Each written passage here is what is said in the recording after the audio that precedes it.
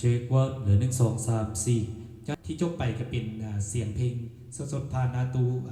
บอส L1 Pro 16ตัวนี้เนาะตัวนี้เป็นเสียงใหม่เนาะใหม่สดๆที่ว่าผ่านจากตู้บอส L1 Pro 16ตัวนี้เนาะสำหรับสบายดีทุกคนมื้อนี้เราจะมาแนะนำลำโพงเนาะ Bose L1 Pro 16แล้วก็มารีวิวใช้งานเนาะสำหรับลำโพงBose L1 Pro 16รุ่นนี้เป็นลำโพง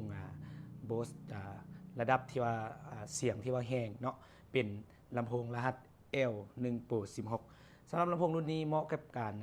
ที่ว่าลูกค้าจะเอาไปใช้เป็นคาราโอเกะหรือเป็นงานอีเวนต์เนาะหรือว่างานประชุมต่างๆงานสร้างสรรค์ต่างๆเนาะบอกเลยว่าเสียงตัวนี้นะแห้งเนาะตัวนี้เดี๋ยวเราจะมาแนะนำเนาะสเปคคร่าวๆนำกันเนาะลำโพง Bose L1 Pro 16มันจะมีองค์ประกอบในนี้เนาะจะมีเสาเพื่อต่อขึ้นนี่แล้วก็เป็นลำโพงเสียงกลางเนาะลำโพงเสียงกลางเนาะจะมีนำกันคือ16ดอกเนาะ16ดอกเป็นดอกนีโอเนาะเป็นนีโอไทเทเนียมเนาะตัวนี้เป็นลำโพงที่ว่าให้เสียงกลางที่ว่าใสสะอาดแล้วก็ฟังมวลหูเนาะซึ่งมุมกระจายเสียงของดอกเสียงกลางตัวนี้เนาะจะเป็นแบบค่อยไปมาแบบให้มุมกระจายเสียงถึง180องศาคือคนจะฟังได้แบบกว้างเนาะตัวนี้เสียงนุ่มหูดีเนาะสำหรับซับเบสเนาะซับเบสจะเป็นซับเบส10คูณ18นิ้วเนาะตัวนี้เป็นดอกนิโอคือกันเนาะให้น้ำหนักเบาให้เบสที่ว่าลึกและก็นุ่มนวลที่สุดของลำโพงเลยคือเป็นลำโพงคอลัมน์ที่ว่าสุดยอดที่ว่าเสียงดีในปัจจุบันนี้เนาะและจะมีมิกเซอร์มาในตัวเนาะมี3 Channel Input เนาะมี3 Channel Input และก็มีบลูทูธมาในตัวเนาะแต่ละ Channel สามารถปรับแต่ง EQ แล้วก็มี Reverb ในตัวนี้เดี๋ยวเราจะมาเบิ่งการปรับแต่ง EQ หรือว่าการนำใส่ทางด้านหลังนำกันว่ามันมีอย่างแน่เนาะเดี๋ยวเราจะมาบอกกำลังวัดอีกเนาะลำโพงรุ่นนี้มีกำลังขับอยู่ที่ 1,225 วัตต์เนาะน้ำหนักอยู่ที่ 24.8 กิโลกรัมเท่านั้นเนาะน้ำหนักบ่ได้หนักเบาเนาะเหมาะกับการใช้งานของทุกๆคนเนาะและลำโพงรุ่นนี้เรายังมีโปรโมชั่นแจกแถมก็คือเขาจะมีลำโพงแถมให้แล้วก็จะมีกระเป๋าใส่ลำโพงแล้วก็ไมค์ลอย1 คู่เนาะสำหรับซื้อยูฮานเฮาเดียวเฮามาเบิ่งการใช้งานด้านหลังนำกันเนาะว่ามันจะเป็นยังไงสำหรับเมนูด้านเทิงเนาะด้านหลังเนาะมันจะมีหน้าตาประมาณนี้เนาะอันนี้เป็นปุ่ม power เนาะเวลาเราเปิดเราก็แค่กดปุ่ม power ขึ้นเนาะแล้วก็เปิดเนาะเดี๋ยวเรามาแนะนำเนาะฟังก์ชันของลำโพงเนาะมันจะมีโหมด off เนาะโหมด light แล้วก็โหมด music โหมด speak เนาะโหมด speed เนาะโหมด speed ก็คือเป็นโหมดเว้าเนาะโหมด light ก็เป็นโหมดที่ว่าต่อจากมิกเซอร์หรือว่าเครื่องดนตรีต่างๆออกมาโหมด off ก็เป็นโหมด fat เนาะอันนี้เป็น EQ system เนาะด้านเทิงเนาะด้านเทิงจะมีปุ่มเนาะมันจะมีให้เลือกอยู่3ปุ่มเนาะสำหรับปุ่มของบลูทูธ Channel ที่3เนาะอันนี้ปุ่มปิดเปิดของ Channel นี้เนาะถ้าเราจะใช้งานเราก็แค่ปุ่มบีบเปิดขึ้นเนาะตัวนี้เป็นวอลลุ่มก็คือระดับเสียงของสัญญาณเข้าเนาะบีบลงมาอีกวันนึงจะเป็นระดับเสียงของเสียงกลางแหลมเนาะมักแหลมน้อยมักแหลมหลายการลดสามารถเพิ่มได้อยู่ตามนี้และปุ่มอีกต่อมาจะเป็นปุ่มเบสเนาะก็คือเป็นปุ่มเบสสามารถเพิ่มลดได้ในนี้เนาะและชาแนลนี้เนาะจะมีให้เลือกเนาะเป็นโหมดโทนแมทก็คือจะมีโหมดมิกก็คือใส่กับไมค์เนาะอินเสิร์ตก็คือใส่กับเครื่องดนตรีออฟก็คือโหมดแฟต EQ มันจะแฟตเนาะกระเส้นกันเนาะจะมีสถานะวอลลุ่มก็คือระดับเสียงเนาะวอลลุ่มคือระดับเสียงต่อมาก็เป็นเสียงแหลมคือกันต่อมาเป็นเบสเนาะต่อมาเป็นรีเวิร์บก็คือเสียงเอ็กโคเวลาเราใส่กับไมค์หรือเครื่องดนตรีต่างๆเนาะตัวนี้เป็น2สัญญาณ Input เนาะสามารถ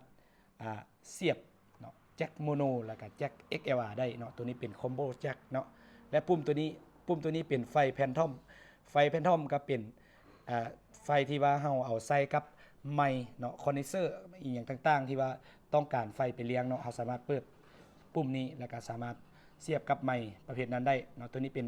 ปุ่ม AUX ก็เป็นปุ่มที่ว่าเราสามารถเชื่อมต่อเสียงจากโทรศัพท์หรือว่าคอมพิวเตอร์หรือว่าเครื่องเล่น MP3 ต่างๆเข้าไปในนี้และตัวนี้เป็นปุ่มโมโนเนาะสามารถเสียบคีย์บอร์ดหรือว่ากลองอย่างต่างๆเข้ามาในนี้ได้เนาะและปุ่มตัวนี้เป็นปุ่มไลท์เอาท์เนาะไลท์เอาท์ตัวนี้เป็นซ่องของไลท์เอาท์คือสามารถควงจาก บอนนี้ออกไปหาดนตรีของรุ่นอื่นเนาะหรือว่าเป็นลำโพงรุ่นอื่นได้เนาะตัวนี้เป็นซองของโทนแมทก็คือสามารถซื้อมิกเซอร์ที่ว่าเป็นมิกเซอร์ของบอสเนาะจะเป็นบอสที่ CS หรือว่าที่ 8S เนาะตัวนี้สามารถเชื่อมต่อกับมิกเซอร์ของรุ่นของมันได้เลยและตัวนี้เป็น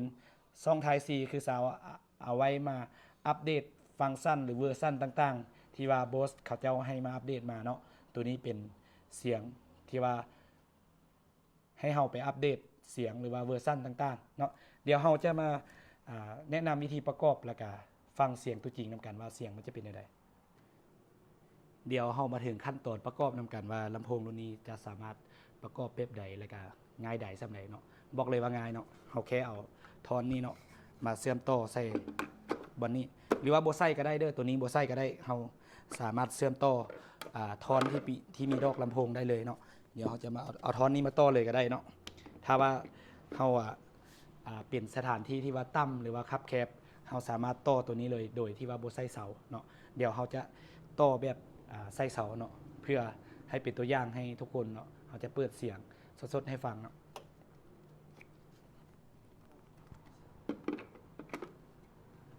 โอเคนี่เฮาก็ต่อไปแล้วเนาะตัวนี้ต่อใส่เนาะแต่มุมกล้องอาจจะไกลขึ้นเดิมเนาะเดี๋ยวเฮาจะเปิดเสียงเพลงให้ฟังแบบว่าเสียงมันจะมวนสำใดเดี๋ยวเรามาฟังเสียงน้ำกันเนาะ